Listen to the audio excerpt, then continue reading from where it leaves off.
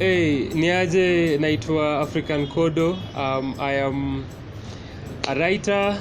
Mimi pia ni mwanamuziki na mimi pia ni mshairi mara moja mbili.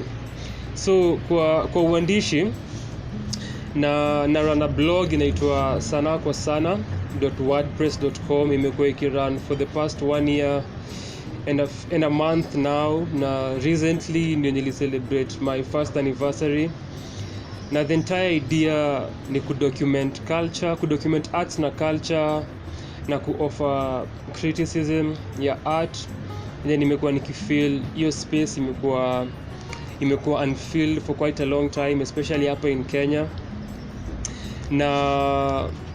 Na pia iko na interviews na wasanii, na pia iko na reviews za albums za muziki, reviews za singles, reviews za events. Na my main forte ni hip hop na poetry na spoken word. So hiyo ndio yangu ya uandishi. Alafu kwa wanamuziki nafanya hip hop music. Niko na 2 groups, niko part of a group called The Effects, na niko part of group inaitwa Umurani. Na both of them zilikuwa formed courtesy of high school friends, high school mates, when tulikuwa na interest na love for hii sanaa na genre ya art, na tuka form those 2 groups.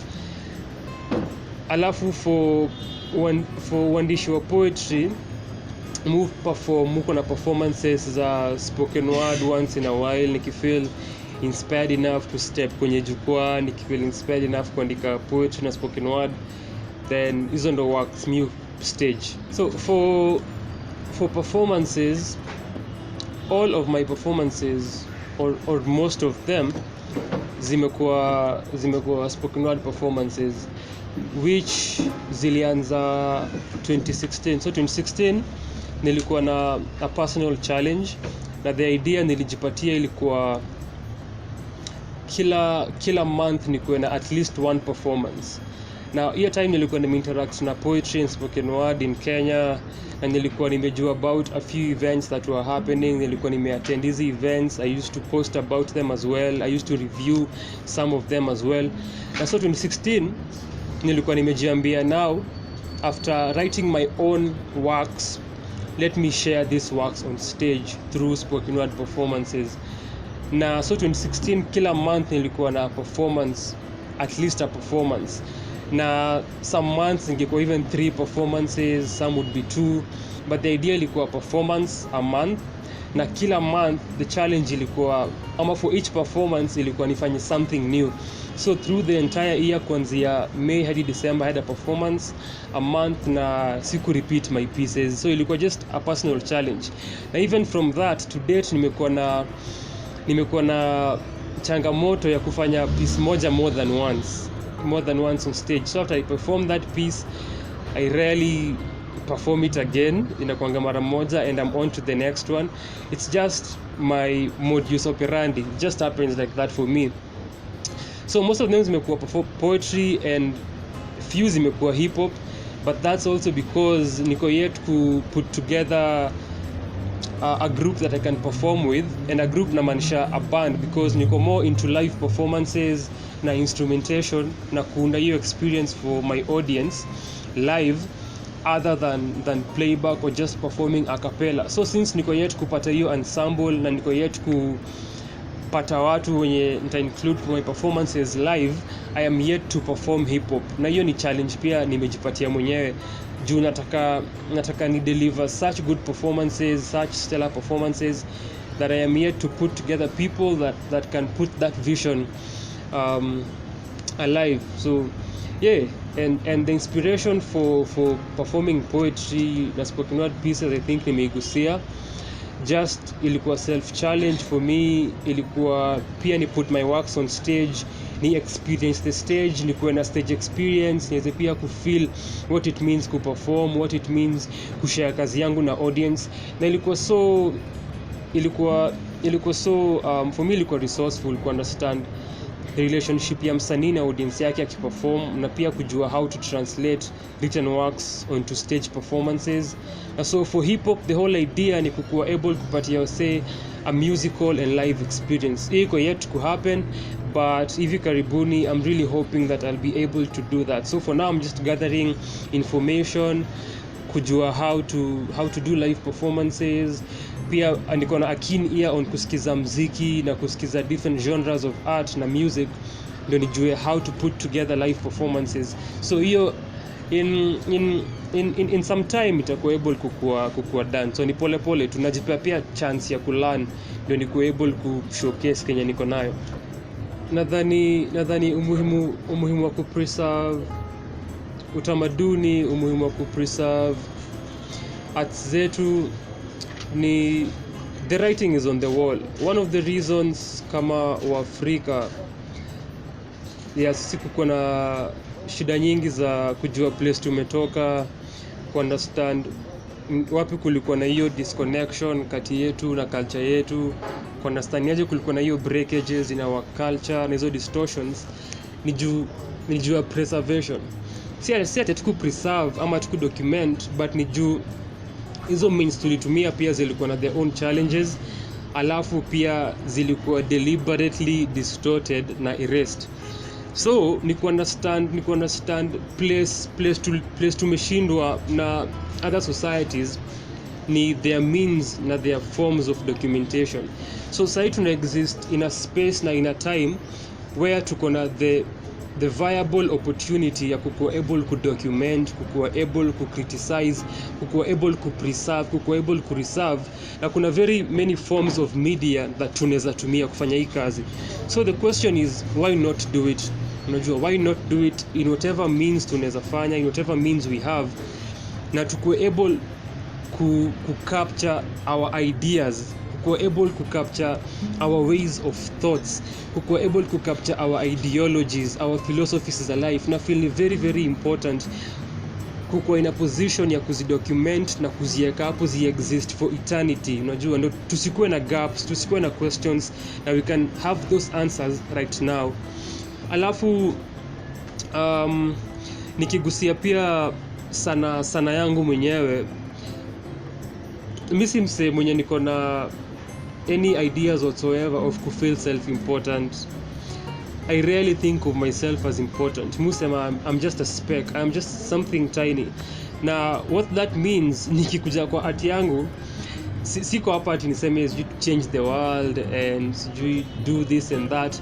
It's very simple. Niko na a mindset, niko na specific thoughts niko nazo. And so for me my art ni a way ya ku capture hizo thoughts, na pia ni a way ya ku document hizo thoughts, even mostly for myself, na pia kukuwa able kuona ideas niko nazo kwa mind on paper, kukuwa able ku capture vitu nafikiria, na most of them ni very, naweza sema, controversial juu mimi mse napenda ku disturb the comfortable.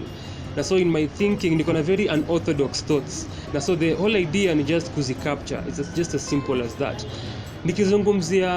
Nikizungumzia industry ya Kenya, spoken word, poetry na pia kimziki, nadhani naweza sema hii generation ina exist saa hii iko at such a good place in terms of art, because we are doing so much. We are challenging authority, we are challenging perspectives, we are challenging mindsets, tuna challenge status quo. Na nadhani hiyo ndio the beauty ya art.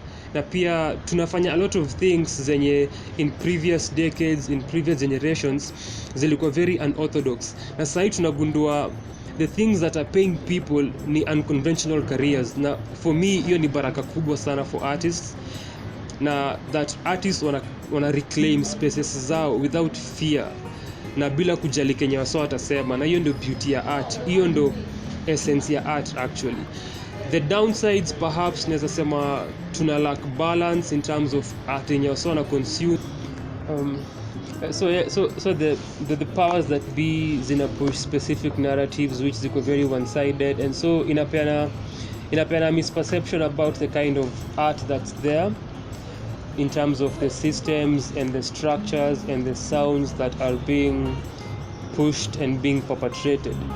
Na so hiyo tunaweza blame the powers that be na open higher powers. Na the flip side pia ni that nadhani bado tuko at a point whereby a majority of Kenyans wana consume muziki kupitia mainstream avenues, so hiyo misbalance inaweza kuwa unhealthy for the nation, na pia inapenda the wrong perspective. Na pia to add on to that ni na feel consumers wa muziki tuko in a space where unaweza access art kwenye unataka, so ni up to the consumers na fans of art na listeners pia go out of your way to discover and to research and kupata mziki across different genres across the board just from Kenyans. Utakuwa amazed, yani tuko na 47 counties na unaweza pia jipatia challenge, jua msanii mmoja kwa kila county, jua a new genre kwa kila county, alafu we can come and have these conversations. So currently nimekuwa more into blogging for the past 1 year, more than performing my own art, more than writing my own art.